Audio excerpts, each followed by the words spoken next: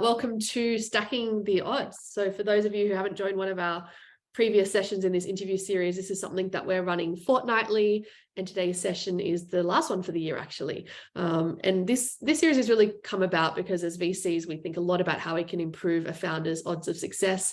And it's all about chatting with people who are masters of their craft and who have spent their 10,000 hours and are willing to share their knowledge and expertise with the next generation of founders and operators. So I hope the insights shared with you in this series can help you remove some of the guesswork from building company building first, so you can stack the odds in your startup's favor. And today we're very, very lucky to be joined by Sara Clemens.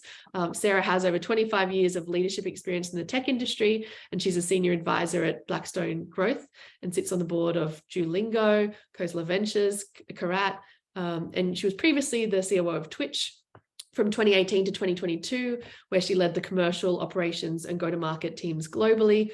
And prior to Twitch, Sara was the COO at Pandora. So very, very thrilled to have you with us here, Sara. And maybe just before we get into the conversation, we've had a lot of questions submitted pre the webinar today.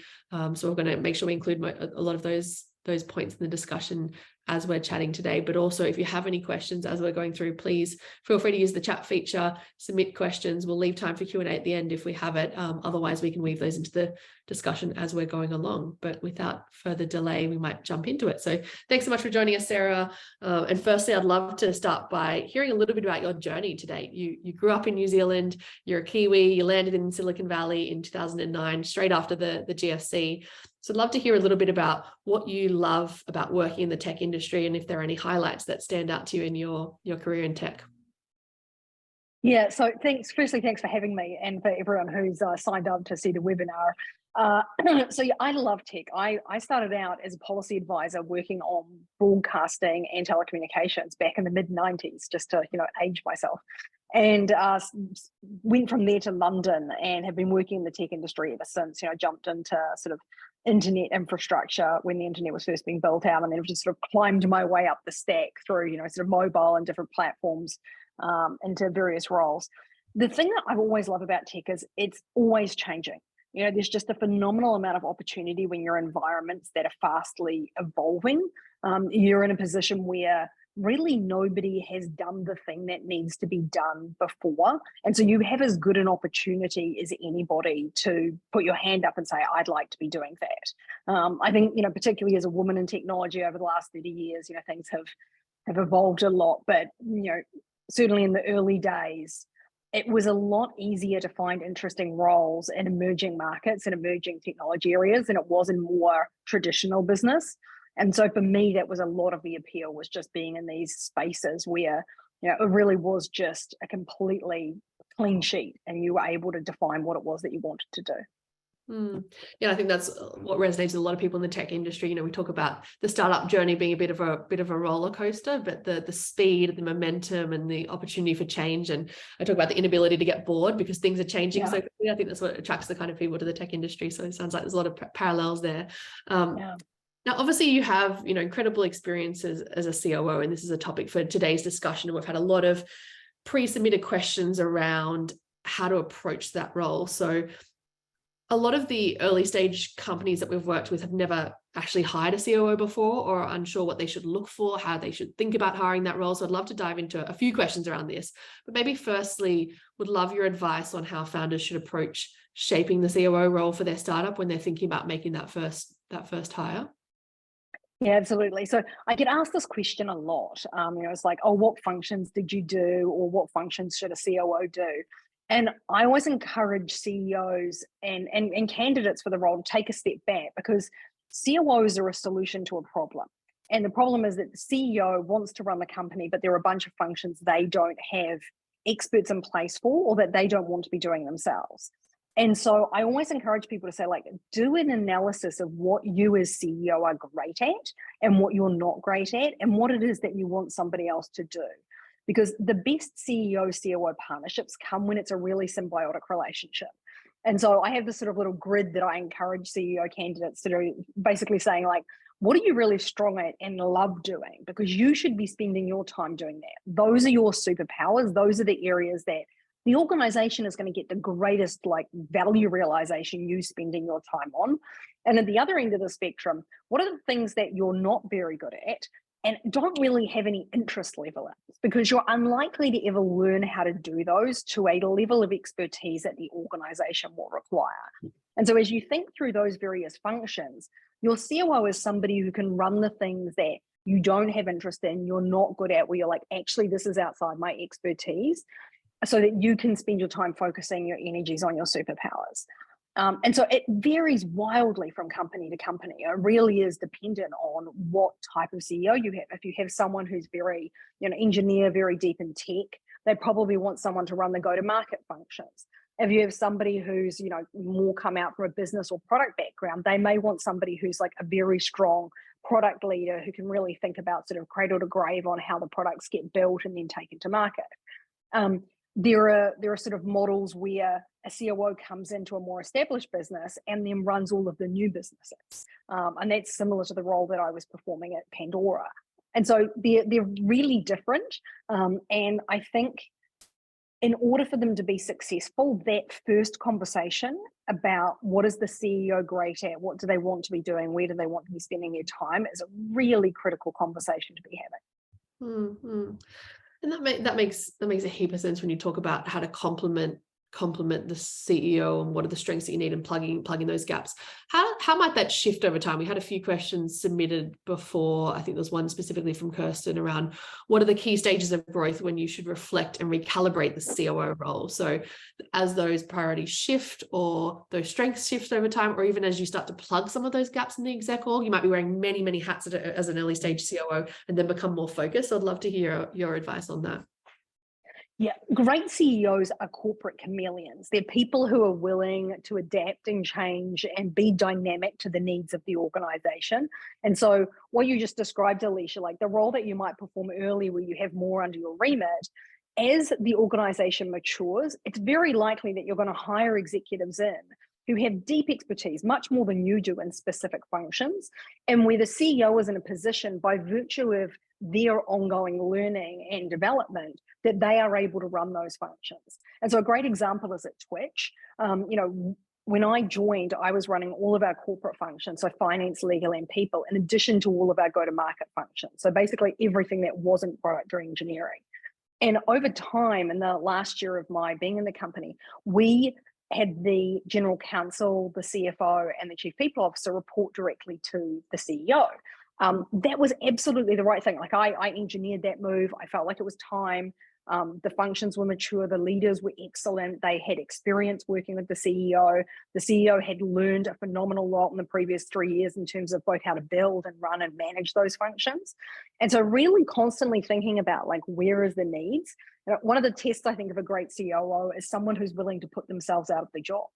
Maybe there comes a point where you don't need that umbrella role anymore. And the executives who previously had reported to you or the functions you were doing, the CEO is capable and excited to be running those themselves.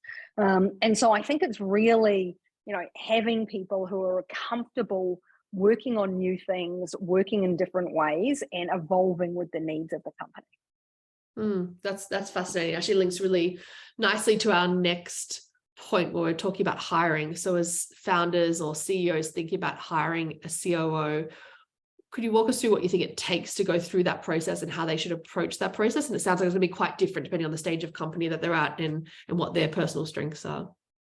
Yeah, absolutely. So the first thing I would encourage is some introspection. Spend some time being really honest with yourself about what you are great at, what you don't enjoy doing. Have conversations with people you're working with, do some surveys, just like really ground yourself in what is it that I want to be spending my time doing, and therefore what are the functional disciplines I need covered by the COO. It's going to make it a much more streamlined search process, because I've been involved in COO search processes where it's really clear the CEO doesn't really know what they're looking for, and you end up sort of helping them think it through as you're going through the process. But I think doing some of that introspection up front can be helpful. I think that the second thing as you're talking to people is be vulnerable with them. Like the relationship between the CEO and a COO has to be one of very deep trust. if you don't feel like you can have a conversation with COO candidates and say, like, these are things where I don't have the expertise that's necessary. I'm hiring specifically to have somebody I trust who can lead these functions. That kind of humility and vulnerability will be really appealing, because people are like, oh, great, we're actually going to have honest conversations. It also encourages COOs where they're like, when I'm not an expert in something, I don't feel like I have to do everything I can explain to you. No, actually, we need to bring somebody else in. So I think it helps form some of those foundations of trust between the individuals. It's just being very clear and transparent from the outset what it is that how you're constructing the role, and working collaboratively on how you do that. And then the last thing I would say is, if you're interviewing for a COO role, given the magnitude of the impact on the organization, I would really encourage you to spend a decent amount of time with candidates who you think you might be considering hiring. So, when Emmett Shearer at Twitch and I were talking about the role, we did sort of the preliminary conversations, like, can I do it? Do I have the right functional expertise? Is what he's looking for what I want to do? But we then did things like, we went on one Saturday morning, we went out and had coffee and just walked around Dolores Park in San Francisco for a couple of hours, just chatting about sort of issues and the economy and, just generalized things. We had dinner one night. We did a big brainstorming effort one afternoon in the office for 3 hours on what the state of international was for the company right then, and my thoughts on some of the options that we would consider going forward. And in doing all of these things, it gave us a chance to understand what it felt like to be working together, not only in a sort of polite, like, oh, we're dating in the early days, we're still being really sort of, okay, here's the good version of me. But then getting below that into, like, here's what having a debate on a topic feels like. Here's what brainstorming through a problem together feels like. Like, how do we actually work together in those situations? And you're never going to bottom out or ground out all of the issues that you will need to, but it's going to get you a lot further than just sticking at that sort of arm's length. We're all putting on a show in the interviewing process that you often see is unfortunately all too common, which means that some of those big issues around how you work together might not get ground out before you start. And that interview process goes both ways, right? For you as an individual, knowing that this is the right fit for you and that is the right COO, CEO sort of relationship and the way that you'd be working together. So I'd love to touch on that in a bit more detail for COOs on the call, thinking about taking on their next challenge and how they make those assessments. Can you think of examples? It sounds like at Twitch there, that was an example of being able to actually almost do the job before you're doing the job, to know you're comfortable working together, but also where it might have gone the other way, where you realize through those interactions where it's just not playing out, and how you really make that decision as to whether that's the right COO role fit for you. Yeah, absolutely. And I got a great piece of advice when I was interviewing for roles in around 2013. I was at Greylock at the time as an EIR, and Jeff Markowitz, who was the talent partner at Greylock, said to me, the most difficult point of an interviewing process is when you've done all the sort of like early dating and you're like, okay, great, this is exciting. Oh, I'm excited about the company. The role seems right. This is really interesting. I'm excited about the industry. And he said, there'll come a point in that where you're like 75% of the way through, and you're going to have a list of questions that are niggling at the back of your mind. And he said, often when you see executive partnerships go bad quite quickly, so you do see a lot of executives go into companies and bounce out, it's when somebody didn't ask those questions and they didn't take on board and like really consider what the magnitude of the answers were that they got. And so those questions, I'll give you an example of one from a conversation with Emmett and I. We had a long conversation about what our community guidelines would be for behavior. So I was talking to a lot of platforms at the time who did content moderation. I have a background in content moderation, so it was something that I felt quite strongly about.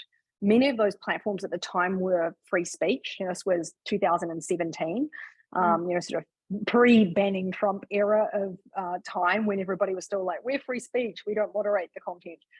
And I felt very strongly that that was not going to end well, and that there needed to be basic tenets of behavior, particularly in community services like Twitch, where you had a group of people who were coming together every day. And Emmett and I aligned very quickly actually around the fact that it was fine to have behavioral rules for Twitch, and that we would establish what those were. And if you didn't like them, you could go elsewhere. We weren't a free speech platform. We didn't have any obligation to let everybody on to say whatever they wanted. We would absolutely ensure that there were diversity of voices, but basic tenets like hateful conduct and harassment, just were not welcome. And irrespective of who you were, whether you were the president of the United States or just a, individual, you would all be treated the same way with respect to our community guidelines. And that's a really important conversation. Like, you can imagine joining a company and then feeling very deeply that if somebody did something that you felt was extremely socially harmful, and your CEO being like, no, I think this is a free speech platform, we're going to leave that on, like how challenging that could be and how much resentment could arise from it. And so thinking about like, what's that handful of questions that are going to be the really big ticket issues that help you feel very comfortable going in, that sort of major items you have resolved and you have clarity around. Now, I will say you can't resolve everything. Like, there are going to be things that come up that you've never thought of. If you had told me I would ban the president of the United States from Twitch when I joined the company, I would have fallen about laughing. And so there are always things that arise afterwards. But I think just having some clarity around sort of really things that are really important to you and asking those questions, like I always ask the companies, like, what's their business practices in China? Why don't they have more women board members? Things that really matter to me. And the nature, both the response to those questions and the nature of the answers really define for me, is this a place that I want to be? And so I would say to the COO, sort of on the call, who are thinking about, how do I ensure this is the right role for me? Really having clarity on like what it is that matters to you, that would deeply bother you. And I would also say that would lead to any resentment between you and the CEO. I would resolve those things up front, because resentment is the death of all relationships. And that is particularly true in companies where, two of you have to work very, very closely every day. And it sounds like with the sort of CEO hat on for those people interviewing COOs is back to your point around the interactions you had with Emma during the hiring process, the walks and the dinners, is actually just creating space for the candidate to feel comfortable, to have proper discussions and giving those discussions space to play out so that you can be comfortable on both sides. That is a good fit. Yeah.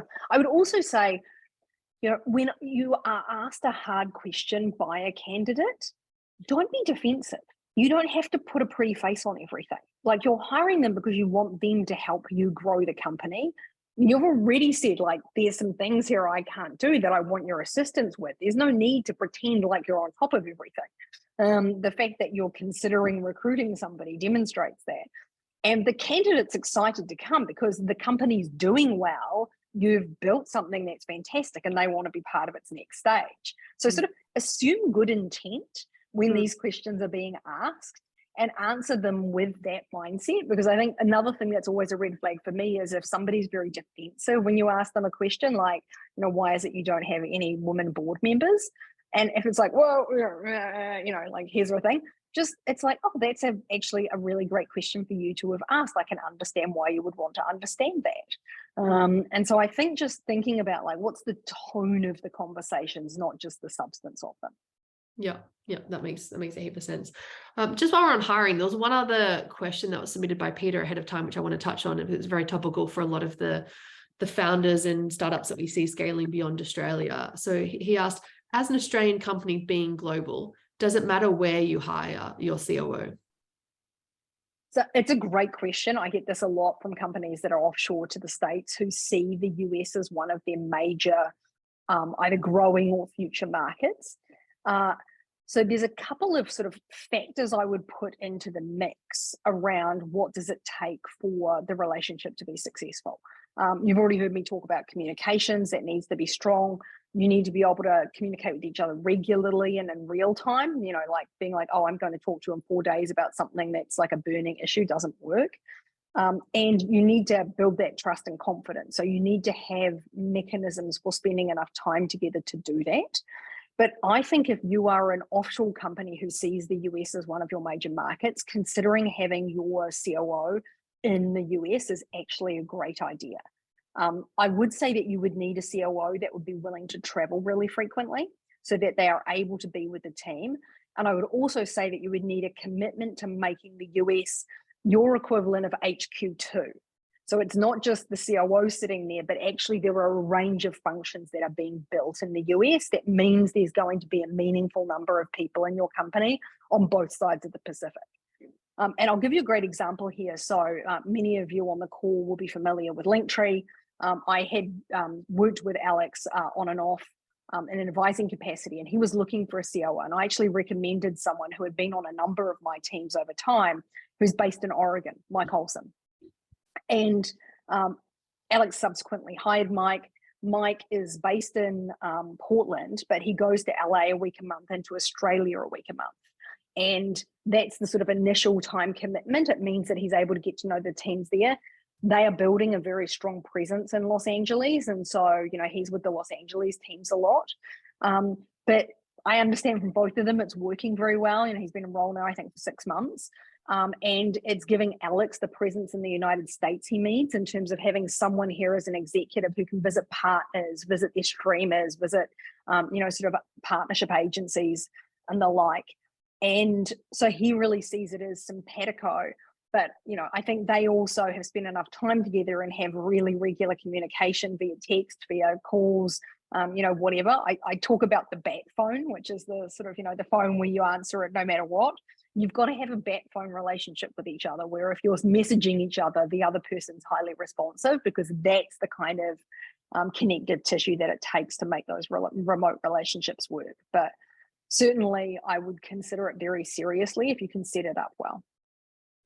Yeah, and I think what you spoke about in terms of not having that person in isolation, like it is quite common for local founded tech companies to keep product and tech local, given our R&D tax rebates, and then have sort of more of a go-to-market presence and build out those teams globally and most commonly in the US. So that makes sense. Yeah, and that, as I understand it, that's effectively what Linktree are doing.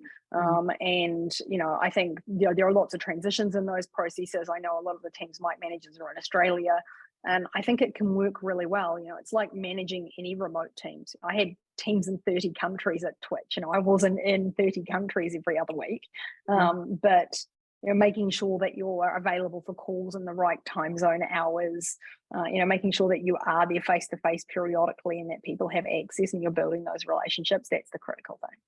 Mm-hmm. We've touched on the hiring process a little bit there. I want to sort of switch into, let's say you've taken the job, you've clearly talked, Sarah, about your experience and being a big believer in the CEO and COO relationship and them needing to be operating in simpatico, and how that's a foundation for how well the company will work. So I'd love to hear from your experience what's worked well to build that trust and that rapport in the early days of working together. Once you've gone through that dating relationship, you've had those long conversations, answered all those questions. How do you start off the relationship really strong when you start on day one? Yeah, so I think there's a few things. Attitudinally coming into an organization as a change agent, you need to be approaching it as, wow, this team have built this phenomenal business.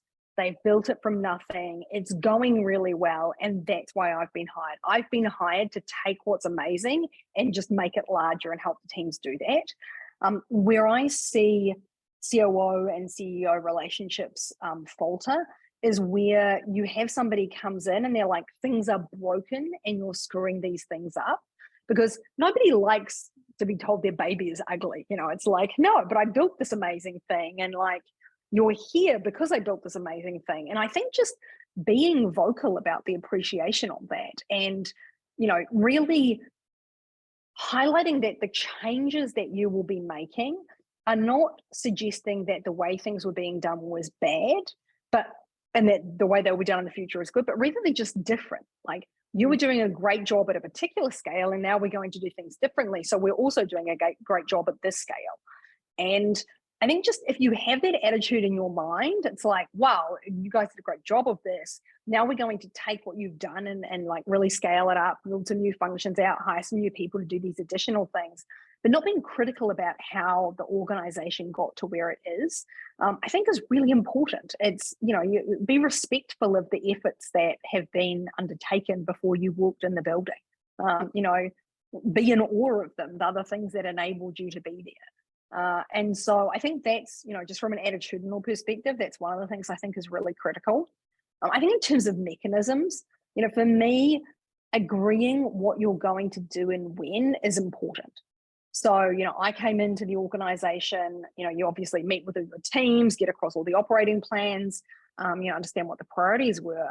And then Emmett and I spent a lot of time just deciding like, okay, there's a lot I could be doing. What should I be doing? Because you have to triage. You know, I ended up hiring, you know, a lot of new leaders into the organization. We had to do a complete sort of brand refresh. There was a lot of, like, I would say the sort of corporate fundamentals that needed building, like systems around people and finance and the legal teams.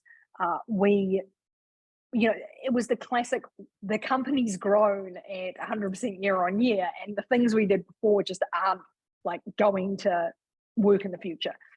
And so, you know, in doing a lot of those, I also had to sit in the seats I was hiring for. And so you're often like, okay, I'm being the chief marketing officer while I'm hiring a chief marketing officer.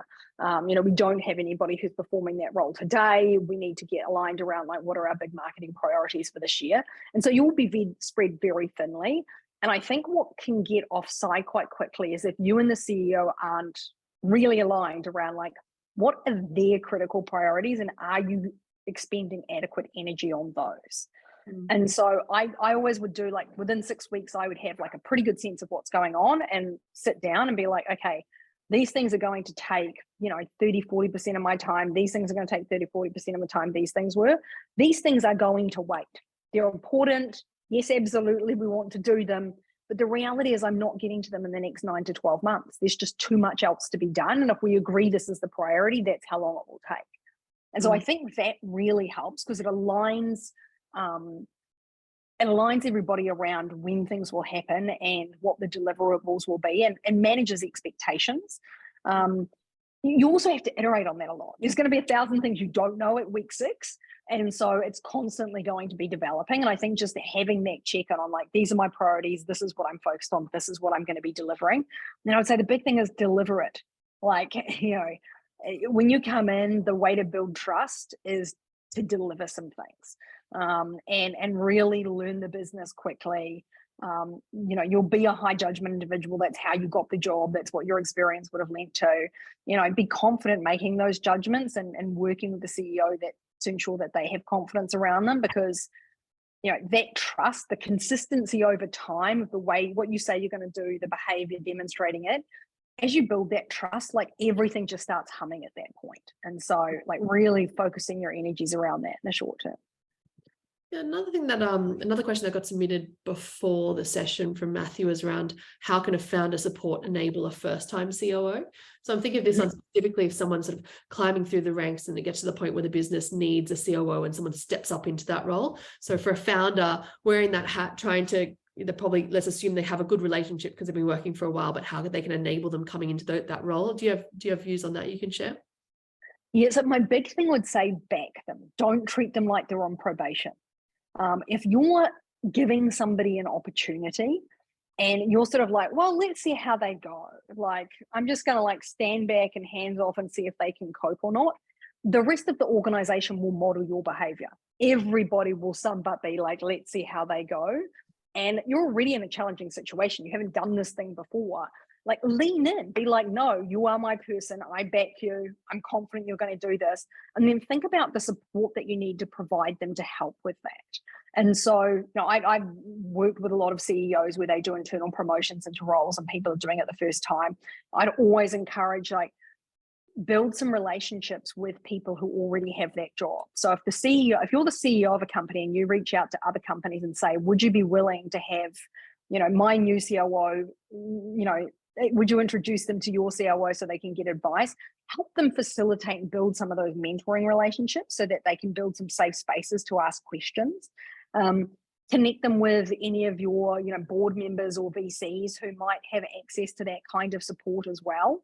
And then, ask them, do they think there's training that they could reasonably do that might be helpful? Sometimes there might be some kind of external training that they might want to do, particularly if you're, for example, if you were promoting someone who is running your FP&A business to run finance and be your CFO, maybe they want to do an accounting course or something to feel more confident about running the sort of controller function.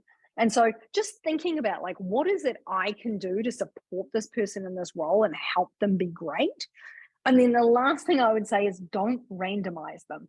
Like if somebody is learning how to do something for the first time, throwing random things at them is a really good way to kind of distract them from attempting to deliver the core functions that you're looking for. And so just being thoughtful about, like, this might have been your person who you used to throw a whole lot of stuff at, and they were always your person who could sort of catch whatever balls.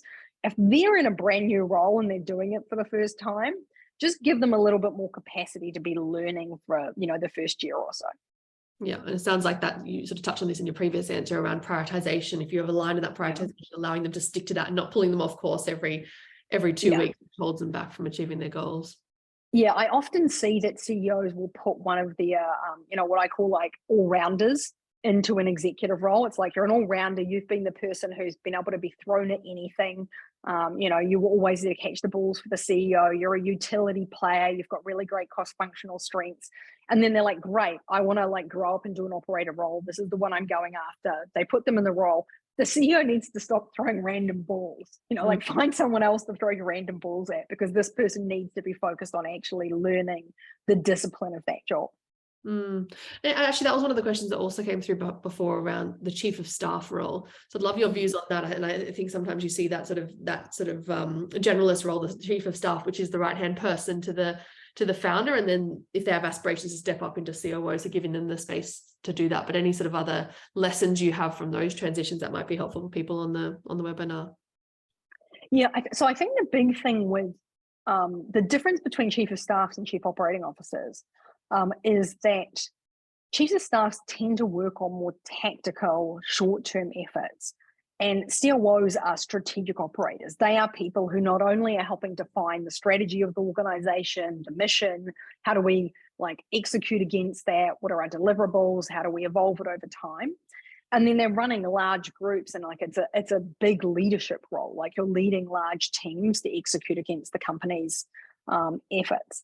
And so I think if you're taking someone who's a chief of staff leader and thinking about putting them into an operating role, I've really seen somebody be successful doing that straight to a COO role. My suggestion would generally be put them into a smaller operating job to start with, so they can really get their like leadership management, operating a P&L, operating an entire area of the business, responsibilities like tucked away, and then think about promoting them after that. I think it'd be a very tough transition from what is basically an IC role, working on sort of shorter term tactical efforts, to something that is a large strategic operator leader role.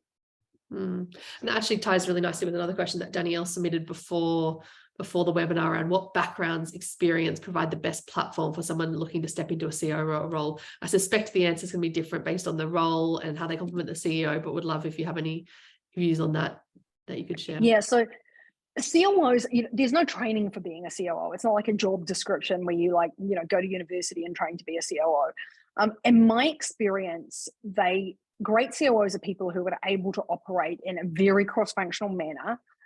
They use influence and networks to drive action. And they're often change agents, so cultural change agents, business change agents, and they do a lot of talent development. They'll hire a lot of talent, they'll develop the talent in the organizations. And so you really need to look for locations where people are exercising those kinds of muscles. They're often, so training locations I would think of as places where the role would span across an entire organization and has a very high degree of cross-functional management associated with it. So good places would be things like businesses where they're building new ventures and somebody's working on building a new venture in the company, whether that's going international or there's an acquired company that they've needed to manage, just where they have like a broad remit of responsibility. You'll often find corp dev or strategy people have that type of experience. So corporate development in particular, because if you're acquiring a company and responsible for venture integration, you're thinking about like, how do I plug two organizations together? What are all of the operating logistics associated with doing that? So it gives you a really cross-functional lens. And then program management or sort of very broad product management are occasionally places that you find people as well. But the critical aspect is really they've demonstrated that they can prioritize the organization as a system over a sort of subsystem of the organization they might be responsible for. So, if you think about integrating a company, you're thinking about every aspect of how do I do that so that the whole company is successful, not just like, oh, we're integrating this little product piece of the organization. And so it's someone who's got a lens where they're comfortable saying like, what are the needs of the company? And that sometimes you're willing to sacrifice the needs of a single function in the company in order for the company to be successful. And you need people who have that kind of mindset. There was a book that I read earlier this year, The 5 Dysfunctions of a Team, which actually talked about, the dysfunctional exec teams. And it was actually mentioned as something to look at across all exec teams, that they actually got the teams to pitch for the other, like the marketing head had to pitch for the salesperson's budget, and actually to take off their hat of their division, actually see the broader business needs. So a lot of parallels there in terms of what the COO needs to do on a day-to-day basis when they're making. Yeah, I often say to people who are new executives, they're like, what's the biggest change? And, my pitch is, you go from an environment where 90% of your energy is like fighting for resources and the deliverables of your group in the organization, and 10% is like cross-functional interacting with other teams, to an environment where, the majority of your mind share is going to be thinking about how is the company successful and how does what my function does help the company to be successful. And that you need to have an open mind about that, because it may mean that you're actually willing to say, this would be best for my function, but in the context of the organizational objectives, it wouldn't play well over the longer term. And that could be everything from, I'm willing to relinquish some budget because we need to invest in another area of the business and I really want to fund that. I think it's critical for the business. To, like, we're going to delay a specific initiative, or just we're going to reorient the priorities we think that would be best within, I'll say, a marketing function, because actually the needs of other parts of the business are greater at this point in time. And it's really interesting watching people go through that transition of learning to think about the company first and the function second. And you actually touched on something earlier in your question, or in your answer, sort of around supporting a new COO in terms of building a peer network. That's something that we focus on a lot at Airtree. We've got a portfolio of 90 plus companies. We have executive forums across all our C-suite roles. So all our COOs have a forum where they can connect, a Slack channel and quarterly forums. So I think that is so important. We talk a lot around sort of seeing around corners and making new mistakes and helping people and earlier in their journey to avoid that. So in the spirit of that, there was a question that was submitted by Alex ahead of time. What is one of the things you'd wish you'd done differently in your role as a COO in the past? So is there anything that you can share there that will help those on the call avoid the same mistakes? Yeah, so there's two things that really strike me. One is, I definitely earlier in my career was not as good at optimizing for the company as opposed to my function. Like, I think it's very natural as a human being to be like, no, I need to deliver this, and this is what my people need, or this is what we believe is the right thing. And I think, there were times when looking back, I could have had a very different lens, and the company outcomes would have been better if I had. So there was definitely a learning for me. It was one of those things where I'm like, always like pause and think about, like, why am I fighting for this thing? Like, what are the alternative outcomes here? What else could we do with the capital as a business if we weren't investing in the thing I think we should invest in it? Like, would these dollars be better spent in the engineering organization building capability versus something else? And so I think that definitely is one that I learned through experience. The other one I would say, which is specific to Twitch, is I wish I had streamed. I did stream some of the time. It wasn't like I never streamed, but I wish I'd done it regularly, like actually set myself up as a streamer with a channel and, like, once a week gone live and build a community. We did a lot of streaming to the community as the executive team, and on specific issues at Twitch, we did a lot of creator camps where we educated people and did Q&A with them. So, I know what it was like, but I think just having that sort of emotional experience of trying to build an audience and knowing what it's like when you're not streaming to anybody, and understanding what it's like where you have to manage, moderation, and knowing what that felt like over time as the product changed, I think that would have benefited me. And it's one of those things you'll never have time, and in hindsight, it's like you just have to make the time to do that type of thing. Yeah, it's so tricky. There's only so many hours in the day, but forcing those things. And actually, that ties in nicely to rituals. You've talked a lot about the relationship between the COO and the CEO and how to work together in the best possible way. So I'd love to touch on some of the rituals you've had in your previous roles around how you work together and how you build that into your day-to-day when you are running at 1,000,000 miles an hour and the founder's running around like crazy as well, and everyone's so busy. Is how do you build those times to connect?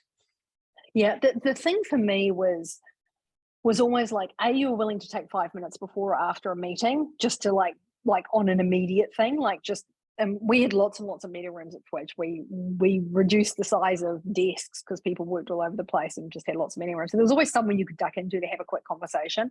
And so actually doing that, not leaving things till later.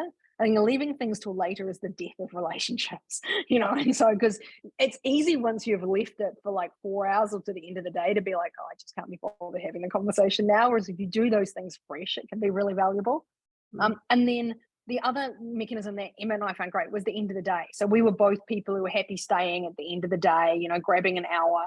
And so if there are things where you needed more time, like let's just get on a whiteboard and kind of thrash this through, that we would do that at the end of the day. And we could grab some dinner and then do it or whatever. But recency really matters when you're working through issues together. I think, there was another COO relationship I had where the person was very structured and you would always have to make an appointment with them to do something. And you just sort of gave up on issues, like it's just too hard to get time in your diary or whatever else. And so I do think that, like, what is the time overlap in our natural cadences of working together that we both feel comfortable doing that? Because it's important you both feel open to the conversation at that point in time, but you'll know what those are as you get to working with each other. Are you both morning people? Are you both evening people? Whatever else it is. But I would say have conversations about things where you're like, oh, I should talk to X about this. Have them faster rather than slower. And how do you make the determination? Let's say you're in an exec meeting and you have an issue, something that happened in the CEO, COO specifically. Would you address that in the forum with the rest of the exec team, or is that something that you think is best had to know a sort of one-on-one and you catch them in that 5 minutes afterwards or have a debrief at the end of the day? I think it depends entirely on what the nature of the issue is. If it's something where you're like, the rest of the team should hear this as well, then, do it in the meeting. If it's more like this is a private conversation between Emma and I, you would do it privately.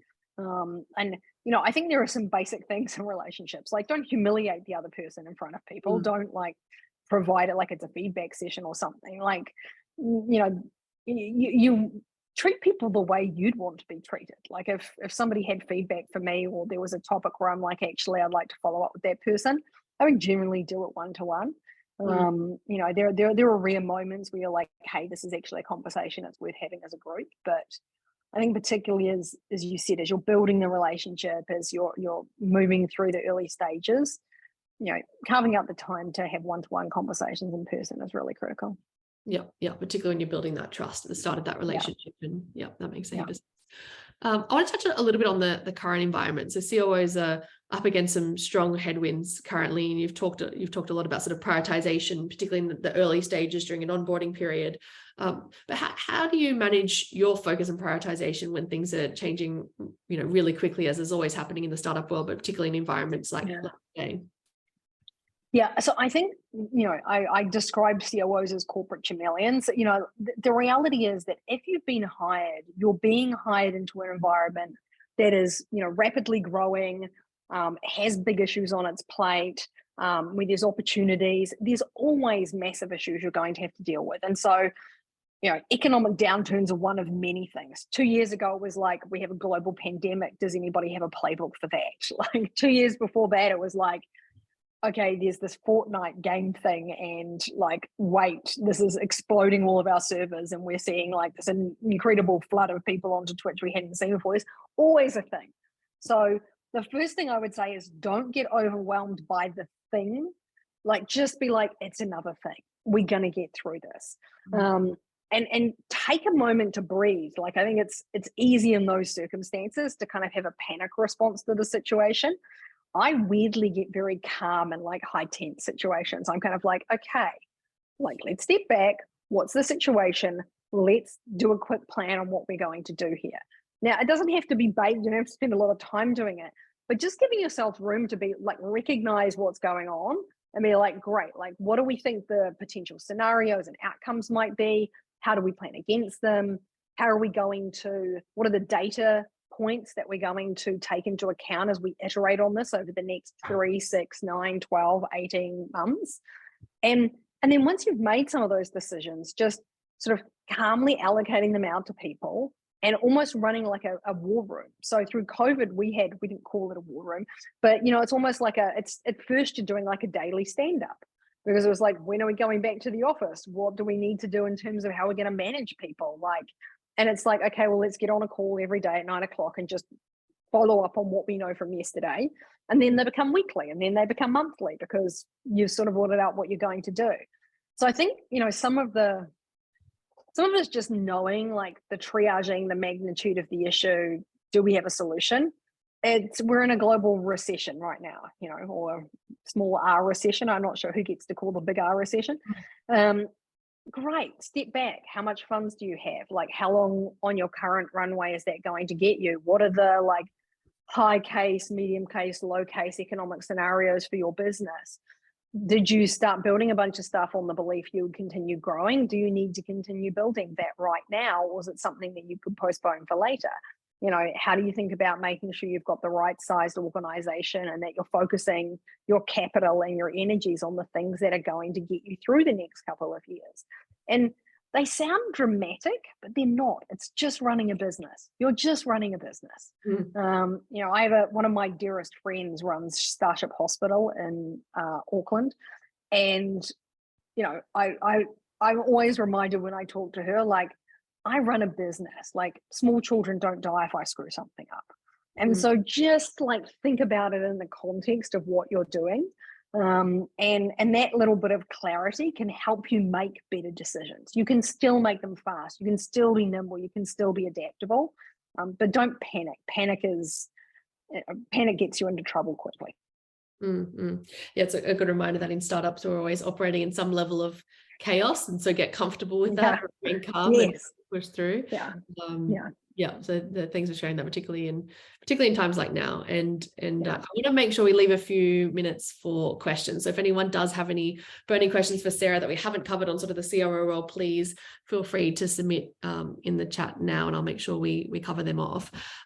While people are submitting their questions, I might switch and sort of ask a question around boards, because you sit on some boards of incredible companies like Duolingo, as I mentioned in the intro. And for a lot of early stage founders, the structure of setting up their board is the last thing of, in their mind when they've got sort of 5 employees and they're scaling. But I'd love for you to share what are some of the tips that you'd recommend in terms of the early days and setting up a startup's board for success in the longer term, the issues they should look out for, or the ways that they should think about setting that up right from the start. Yeah, so the difference between a high-performing board and a low-performing board to your company as you grow is a complete game changer. So I know it can sometimes be an afterthought, but having a high-performing board gives you the opportunity to get a diverse range of experienced executive leaders who are invested in your business and are there to help you be successful. Like, you can't buy that. And so boards are the mechanism for you as a startup founder to actually build that capability. There's a few things I would say. Don't give away all your board seats to your investors. Like, the days where you had to give a board seat to every investor are past. Investors have gone very thinly spread. That makes them not very great board members, because they're kind of glancing in and out across a very broad portfolio. And there's plenty of capital around, and there will continue to be plenty of capital around for the next few years. I forget the number I read the other day, but it was in the trillions that are sitting on funds right now that they're going to need to disperse. So, I would think long and hard about like what warrants an allocation of a board seat to an investor, and what is that investor bringing to the table as a board member over the longer term. I would then say, like, I always talk about the 6-car garage. So if you had like a 6-car garage, which I do not, I should be clear, and you were like, oh, okay, I want to have 6 vehicles. Like, what would you have in it? Like, you might have an off-road SUV so that you can like go and, do cool things in your Land Rover Discovery. You probably have a fast like electric coupe for around town. You might have a motorbike, you might have a sports car. Like, what's the range of things? You want something you can tow your boat. Boards are a little bit the same. Like, you want people who are going to add value to your company across all the range of disciplines that are important. And so, on something like the Duolingo board, Louise Von Ahn, the CEO, did a great job constructing his board. He's hired people who are really great at like consumer internet scaling and taking companies public. He has people who have educational backgrounds. He has people who have gaming backgrounds. Has very deep, someone who's like a very deep technologist as we think about sort of security issues and how you architect and build your eng teams out. He has a really strong finance board member who's the head of the audit committee and helps with the planning. And so really thinking through like, well, okay, what are all the types of expertise I would like on my board, and how do I go about constructing a board that has that portfolio? And then thinking about like, when do I want to bring these people on? So Carrot, one of the boards that I'm on, I worked as an advisor for a number of years with them. One of the founders was someone who was in my team when I was at Xbox, and they gave me equity for being an advisor. I had a relationship with them where I sort of advised them over a number of years. And then when they got to the point 7 years in, when they needed an independent board member, they were like, you're a great, board member for us at this stage. You know how to scale. You're great at sort of helping and advising and coaching the executive team. You understand international expansion. Our second board member, we wanted someone who was going to really drive enterprise sales. And so we hired Teresa Carlson, who built sales at AWS over 15 years. And so really thinking through like, what are the things that you're looking for? And then how do you build those relationships with people before you need them? Because you're much more likely to get a great board member if you've had an ongoing relationship with somebody who is going to fit that bill. And I think that's true for all your executive hiring. If you're someone who's like, I might need a COO in a couple of years, talk to 5 CEOs, ask them to introduce you to COOs so you can talk to them about like, how do you shape the function and what is it that you do? Stay in contact with them. Being in the network and talking to people who have the kinds of skills that you're looking for is a great way to land on people who you enjoy working with and who are going to bring those necessary skills to the table. I think that makes a lot of sense, and it, sort of true for executive roles as well, is to have those relationships and those contacts. So when you do bring someone on board, whether it's a COO role, another role, you have that relationship. And I think the same parallels for the board there. I think the interesting thing you touched on, I agree with investors, there's normally these typical transition periods. Let's say you have sort of a seed investor that led around that might be on your board, and then come the Series A, maybe the Series B. There's normally a trigger as to when that investor might fall off and the Series B investor takes that investor board seat. And so you don't want to get to the point where you've got seed, Series A, Series B, Series C, and your whole board is stacked with investors. But there is that sort of natural trigger point. How do you think about that, or what have you seen work well outside of the investor directors, where you've got the independence that you've brought in, but let's say the company sort of evolved beyond the point where they need that person anymore, they have a different need. What are those triggers? Can you use around as a similar trigger point, and you're reflecting on the board as a whole because you're bringing in a new investor director? Or what have you seen work well for the founders on the call that might be navigating that? So I think, much as you think about your talent bench on your executive team persistently, it's always right. Do I have the right people? Are they growing with the organization at the pace I need them to? You should be thinking about your board in the same way. And so I was on the Hootsuite board for 4.5 years. I joined at the point where the CEO was looking for somebody who had really strong operational scaling experience. And I went through the 4.5-year period with them. We actually ended up with the CEO deciding to step out and go into the chairman role. And we brought in someone who had strong enterprise SaaS experience to be the CEO.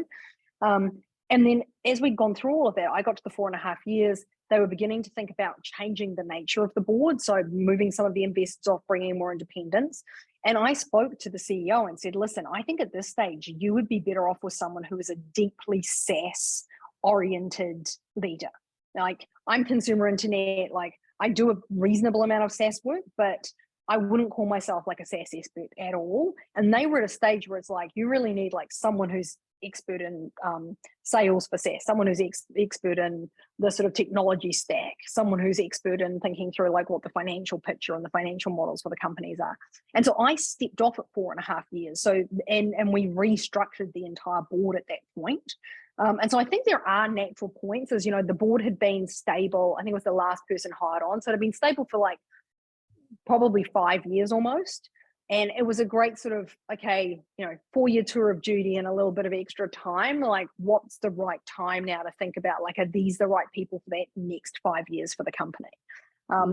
You want to strike the right balance between people who have history with the company and understand how it's got to where it is, and also bringing new people in.